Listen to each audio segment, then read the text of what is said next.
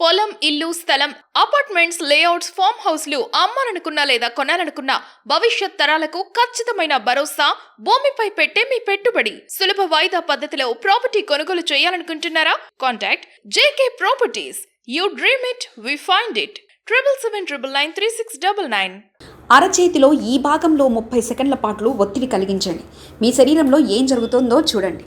ప్రస్తుత తరుణంలో చాలామంది ఇంగ్లీష్ మెడిసిన్లను వాడుతూ సొంత వైద్యం చేసుకుంటున్నారు.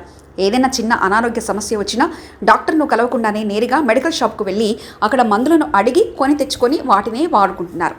దీంతో తీవ్రమైన సైడ్ ఎఫెక్ట్ల బారిన పడుతున్నారు. అయితే ఎలాంటి మందులు వాడకుండానే శరీరంలో కొన్ని భాగాల్లో కొన్ని సెకండ్ల పాటు ఒత్తిడిని కలిగించడం ద్వారా పలు అనారోగ్య సమస్యలను నయం చేసుకోవచ్చు. దాన్నే రిఫ్లెక్సాలజీ అంటారు. దీని ప్రకారం చిన్నపాటి అనారోగ్య సమస్యలను కూడా సులభంగా తగ్గించుకోవచ్చు. అందుకు మెడిసిన్లను వాడాల్సిన పని లేదు. మరి మనకు వచ్చే ఎలాంటి అనారోగ్య సమస్యలను రిఫ్లెక్సాలజీ ద్వారా తగ్గించుకోవచ్చో ఇప్పుడు తెలుసుకుందాం. తలనొప్పి వచ్చిందంటే దాన్ని తగ్గించుకునేందుకు చాలామంది మెడిసిన్స్ వేసుకుంటారు. అయితే ఆ పని చేయాల్సిన అవసరం లేదు. ఎందుకంటే రిఫ్లెక్సాలజీ ద్వారా తలనొప్పిని సులభంగా తగ్గించుకోవచ్చు. అందుకు ఏం చేయాలంటే ముక్కు పైభాగంలో కనుబొమ్మల మధ్య 30 సెకండ్ల పాటు వేలుతో ఒత్తిడి కలిగించండి. తర్వాత 5 సార్లు దీన్ని రిపీట్ చేయండి. ఇలా చేస్తే వెంటనే తలనొప్పి తగ్గిపోతుంది. ముక్కు దిబ్బడుకు కూడా రిఫ్లెక్సాలజీ పనిచేస్తుంది.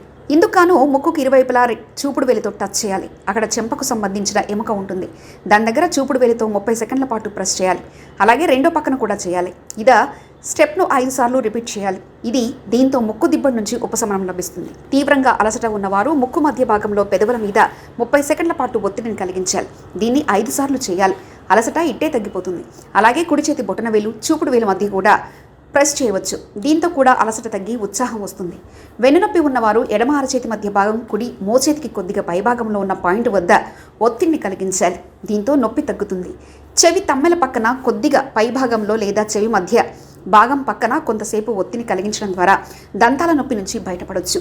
వికారంగా ఉన్నవారు ఎడమ చేతి మణికట్టు మీద ఒత్తిడిని కలిగించడం ద్వారా ఈ సమస్య నుంచి ఉపశమనం లభిస్తుంది. గుండె మరీ వేగంగా కొట్టుకుంటున్న వారు కుడి అరచేతి మధ్య భాగంలో ఒత్తిడిని కలిగించాలి.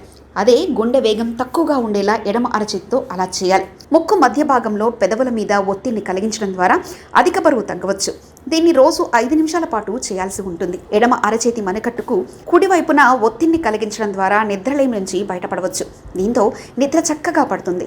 దీన్ని రాత్రిపూట 2 నుంచి 3 నిమిషాల పాటు చేయాలి. ఈ విధంగా రిఫ్లెక్సాలజీని ఉపయోగించి పలు అనారోగ్య సమస్యల నుంచి సులభంగా బయటపడవచ్చు.